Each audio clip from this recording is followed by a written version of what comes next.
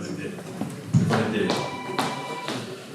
Të nderuar pjesëmarrës, të nderuar profesorët akademik, më lejoni që para se të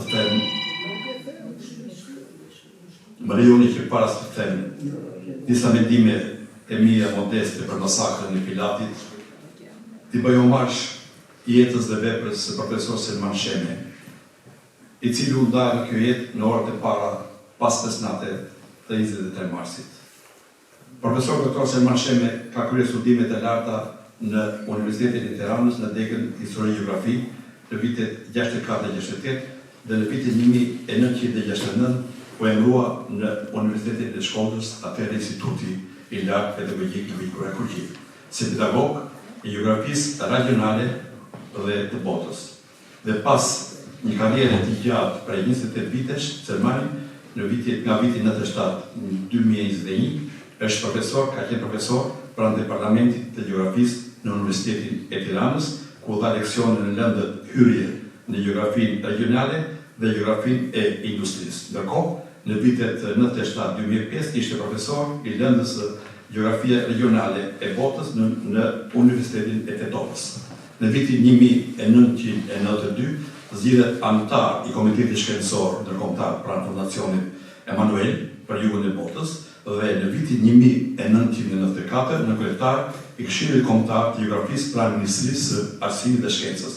Selman Sheme është autor dhe bashkautor i 27 monografive dhe teksteve mësimore për shkollat nënveçare të mesme. Ai ka kontribut të madh për çambërinë e çështjes çame dhe sekretar i Shoqërisë Çamëria dhe si themelues dhe drejtues i Institutit Studive për Çamëri. Mbështetur në një biografi të pasur, autor vendas tuaj, ai ka publikuar disa monografi për Çamërinë si Çamëria, vendi, popullsia dhe jeta ekonomike, monumente natyrore dhe kulturore të Çamërisë, hapësira e Konispolit, Çamëria, vështrim geopopulativ dhe etnokulturor, Odeon, çështje çame, perspektivë e zgjidhjes e tjera. Nderim dhe respekt emri dhe veprës së profesor Selman Shemes. Tani do të edhe unë disa fjalë për masakrën e Pilatit, për masakrën e dytë Pilatit. Unë duke qenë nga Spatari, një fshat shumë pranë Pilatit, baba im thonte që me i vrap pele mund shkoje në Spatar, gati 1 kilometra i gjysmë, ose 2 kilometra. Nuk jam nga ta, sepse neve shqiptarët edhe çamët polë për njësi Balkanasit, edhe një fshat humbur, mund t'jetë fshat i humbur me 4 ose 5 shpile e ndjenjë si sigurisht të qendra e botës. Mbledhat në Spatara im, a e dini e shmarë goxha me historinë e gjeografisë së Spatarit, ka figura të shquara. Tani, lidhur me masakrë, 2 masakrat. Mbaj mend që i vogël, pastaj adoleshent në rinin time, pastaj kur u mallova, 10 rrëfime nga prindrit e mi, se mos nga babai, i cili kishte kujtes fenomenale. Por, edhe nga patriotët të tjerë që vinin në familjen tonë.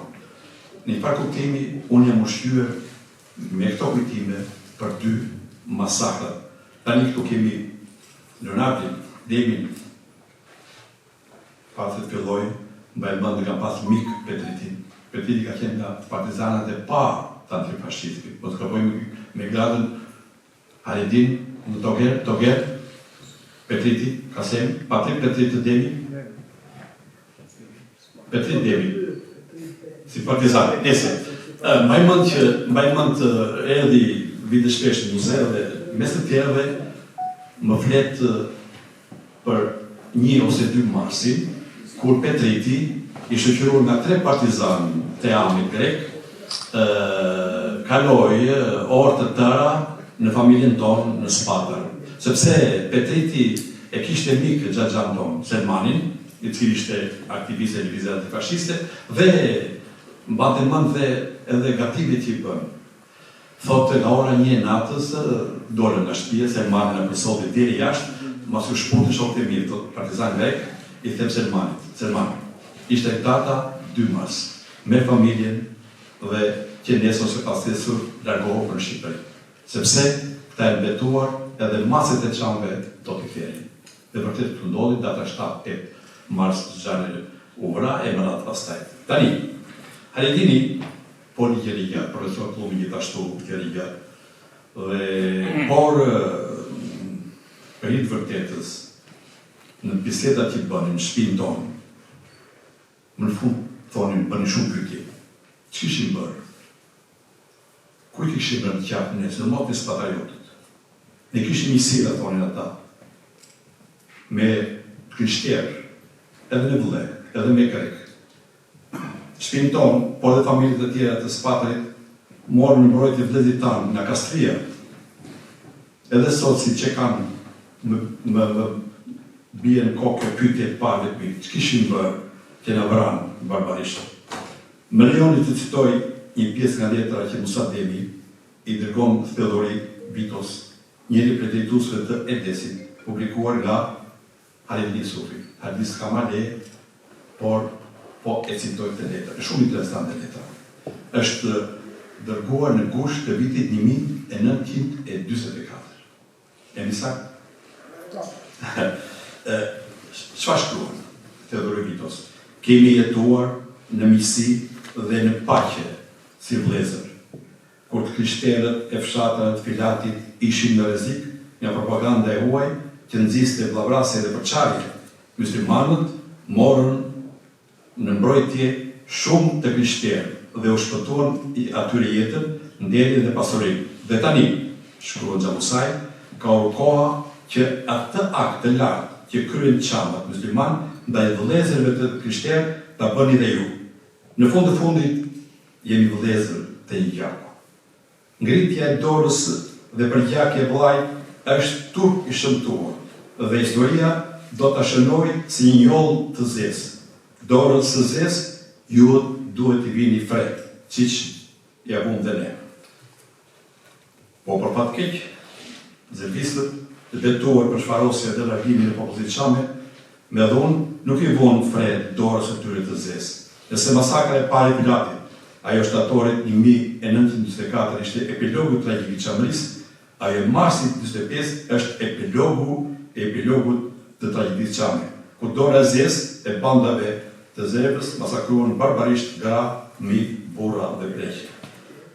Profesorët e nderuar Haridini Sufi, që është një artiv i gjallë i çamërisë dhe Plum Xhufi, që i vimi njohës për angazhimin e tij shkencor dhe publik për çamërinë dhe çështën çame, në tratesat e tyre zbatën të vërtetat për masakrin e Pilatit. Do ndalim shkarazi që ndodhi në hakun kohor të 6 muajve nga ajo e shtatorit 24 në 13 mars të 25-s, kur forcat e Plastiras zbarkuan në Korfuz në brigjet çame dhe bën masakrën e dytë Filatit. E para, popullsia çame kishte kaluar vjeshtër dhe dimin e ftohtë në Konispor dhe rrethina. E një pjesë ishin Dyndër Dervin, Saran, Vlorë e deri në Tiranë. Një pjesë ishte vendosur pranë kufrit me Greqinë, duke shpresuar për rikthtimin në vatet e saj. Edhe familja jonë aty ishte pasaj u rikthyer. Lindi natyrshëm disa pyetje që Haridini pak shumë i sqaroi. Pse shpresonte popullsia çame për të rikthyer në çamëri? A ishin të pavojshme gjendja në Epir për këtë rikthim? A do garantojë jeta e tyre? A kemi thirrje të shtabit të Ellasit për të rikthyer familjen çame? A ka qenë e qëndrueshme situata në çamëri? Mosvall unë situan çamët që u rikthyen në Filat dhe zonën përreth. Haridini, prapë për referum Haridinit, në librin e tij për Musa Demin, je bukur edhe mbështetjen me dokumenta paraqit atmosferën në çamëri dhe Epir në këtë periudhë. Pra periudhën 44-45, ku ndihet në çamëri një atmosferë akthi e me gjitha lufte mes dy formacioneve politike, Ellasit dhe EDES-it. Dhe dhjetor të 24-s, çamëria era në duart e Frontit Nacional Shqiptar (EAM), dhe ushtarët nacional shqiptar Ellasit. Forcat e djathtë greke zbarkuan në Korfuz dhe shtapet e tyre në sulm. Në 13 shkurt 45 u nënshkrua marrëveshja e Vakizës, ku partizanët grek aranë kurth me dorëzimin e armëve. Është nga momentet më të dhimbshme e më tragjike të mira e mirëve partizanëve grek. Në filmin e ndër çamërisë e kemi këtë moment ku në disa sekuenca djemtë dhe vajzat partizane qaj teksa dërzënarën. Të lutem, mundet të momentin? Është marrë nga kronika reale. Të gjëruarë, po jepë, e vetëm 1 minutë i gjysë. Një skene vërtet ishte.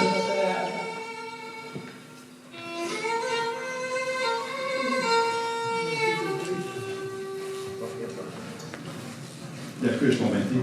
Fundi i partizanëve Çam, të inkuadruar në regimentin e 15 e Amit, është tragjik. Në nënshkrimin e marrëveshjes së Barkizës, në 13 shkurt të vitit 1945 dhe pas dorëzimit të armëve, luftëtarët Çam u gjendën të çarmatosur. Shumë prej tyre u vranë rrugës nga forcat qeveritare.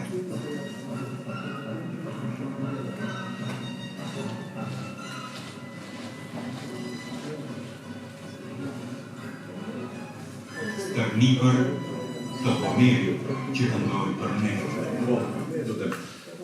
Është skedrale, gjiruar në kohë, dhe këndodhi, marrëveshja e Barkizës ndodhi një kohë kur sipas profesor Krisofrashit, e Ami ishte në kulmin e shkëlqimit të tij me 1.600.000 antarë, ndërsa Ellasi kishte 40.000 ushtarë të rregull dhe mbi 50.000 vullnetarë. Partia Komuniste Greke kishte mbi 40.000 antarë. E pra, kur Çamët u rikthyen dhe pas Barkizës popullsia Çami ishte pa mbrojtur, e Majta e dislokuar në fshatin tim Spata dhe Kosk, 2 nga bastionet e antifashizmit në Çamëri, ndërsa forcat e Edesit në rrethinat e Filatit. Në prag masakrës së marsit 45, e Majta ishte e qarmatosur, ndërsa e djata e armatosur. Kështu që popullsia e rikthyer në Filat mendohet 3.500-5.000, sipas palmit, dhe shifrën jemi dhe Hajedini, ishte mbeti krejtësisht e pambrojtur. Kur forcat e Edesit sulmuan Filatin, e Majta nuk e priste këtë sulm. Kjo ishte një pabesi dhe tradhti shumë e madhe. Nuk do ndalem se ndodhi atë ditë në Filat, Urbane. Emrin Urbane unë e kam ngolitur që fare i ri, sepse përmendi shpesh. Vana është rreth 2 kilometra nga Filatit, në këtë u therrën barbarisht 217 vest, për cilëve 120 burra, 60 gra, 15.000 e tjerë. Në vitin 1925, në 6 janar, këtë më dha lejen Hajedini ta lexoj të plot, Komiteti Nacional Shqiptar i Amit dhe Komiteti Pan-Epilatik i bën një thirrje popullsisë Çame të Epilit. Po lexoj këtë thirrje. Hajedini e ka në greqisht dhe ka përkthyer në ka marrë nga burim tjetër. Është shumë interesant. Të gjithë e dinë se populli i kësaj krajine, këto vitet e fundit, vojti shumë nga fashizmi. Gjaku i pafajshëm, u det lumë, gra, qilimi u masakruan, pa mëshirë dhe fshatët të tërë u zhdukën nga plagët. Nga këto këqija, në kohë të ndryshme, e psuan dhe banorët e krishterë dhe ta musliman të krajinës, veçanërisht për masat e katastrofës dhe masakrimit që kohët e fundit shkretoi elementi minoritar musliman të kësaj krajine janë një krim i tmerrshëm në historinë e gjakosur të viteve të fundit. Ata që ishin në krye të kësaj gjakderdhje, ata që bën krime, ata që vodhën, që lyen duart me e tyre me gjakun e njerëzve të pafajshëm dhe të dëshëm, qofshit krishterë ose musliman, nuk do të shpëtojnë nga dënimi, por ne do t'i kapim dhe do të autorizojmë popullin për t'i gjykuar. Dhe ata musliman që nën urdhat e Nuribeut vranë e masakruan krishterët dhe ata krishterë që të paguar dhe të udhëhequr nga fashistët Zervas, shkrettuan fshatrat e muslimane dhe therrin gra, burra dhe fëmijë musliman, të gjithë këta kriminalë nuk i shmangen dënimit dhe gjykimit të drejtësisë. Dëshmia e fundit për Çamërinë e braktisur e lënë ashtu siç ishte 45-ën, e kemi nga Alik Çaçi. Alik Çaçi ishte antar Komisionit Hetimor, është shumë interesant për shkrimi që bën Alik Çaçi kur futet Çamëri. I afromi Çamërisë, që në shesh pranë rrugës ka më shumë se 10 kryqe të ngulur në dhe. Janë të gjithë njësoj dhe të freskët. Pyet shoferin, se çan këto kryqe? Këtu janë barar 10 vjet nga Gjermanët, më thotë zbresi, i afrohemi një kryqi dhe lexoj. Vasilios Kostas, pjesë 28, barar nga Çamët. Kryqi të tilla kishin vendosur gjatë gjithë rrugës të shkatruar në Filat dhe përtej deri në Sajaf. Delegati grek nuk foli asnjë fjalë. Kishte turp, sepse manovra e tij dukej sheshin Alepi e Tushme. Fshati i parë, i dyti, i treti e shkatruar. More të zi dhe qeramide të vjetra dhe obore rënoja, ja cila është vepra e banditëve të zemrës. Masakrat filluan, jesë mbaruan, po të hedhë njeriu një syr në fshat të Çame, do të qohë gërmalla kudo. Të dashur e din, po drejtojmë ty sepse ti nuk e ban mend. Flasim vazhdimisht telefon, para disa muajsh, dhe sa flisim telefon, edhe këto fjalë të mëndshme të ti unë i shënova. Shmë tha Heledi, se mban mend. Këto fjalë, njerëzit ikin, por në tokën e tyre mbetet shpirti, mbeten kujtimet, mbeten ëndrat, e mbi gjitha mbeten misit. Unë këtu, po sjell një dëshmi nga familja ime, për këtë lloj misie që shpëtoi jetën kësaj familje. Në qytetin e vogël të Rogozhinës, pranë tunelit e korridor, ishte një lagje si e ndarë në qyteti. Ati banon në Vlek, Çam dhe teatru nga Biset e Tjera të Shqipërisë. Në skajnë tjetër, prapë si veçor ishte një lagje me emrin Kop të Plot Mirësia, që banoi e tërë nga Çam. Le të kthehemi tek lagja tek tuneli. Nuk e di se ku ishin vendosur vlejt atje, por para tyre, në atë vend ishin strehuar partizantë e Amit, bashkë me familjet e tyre, kur Greqia u përfshi në luftën civile dhe majta greke pati një fund të ndihmshëm. Mbaj mund të ketë viti 59, 60 ose 61, kur pas amnistisë së qeverisë greke, ata u riadresuan. Ka qenë e mbaj mend të mirë, një ditë shtatori, binte pakshi, kur partizan grek me gratë dhe fëmijët e tyre, por dhe në baktit hipur në sa makinë ushtarake, kalua për mes qytetit. Nuk të të harroj kur, me gjithse isha fëmijë, fytyret e tyre të trishtuara. Velenca që hedhur mi krak, dhe duar që i ngrini për të dhënë në automobilin e fundit banorëve që kishin i pritur. E mes tyre kishte edhe Çam që ata ishin takuar me të Amit. Mes tyre, Hajdini ka njërë, ka qenë një Gjamili Ljazi, nga Reçati, i cili njëte shumë mirë vëlla ishte të Greqi dhe shkonte shpesh në kampin grek që ishte tek tuneli. Në Rogozhinë, e vetmja familje që mbeti ishte ajo Strugari, nga Pilati. Unë so harroj kur por Iksenin, gruan e mirë nga djalin e saj, Dimitri, që ishte nxënësi i gjimnazit të Rogozhinës. Por Ikseni i rriti edhe vajzën, edhe djalin, pasi i shoqi, ish partizan nga Pilati, vdiq në qytetin e Rogozhinës aty u varos.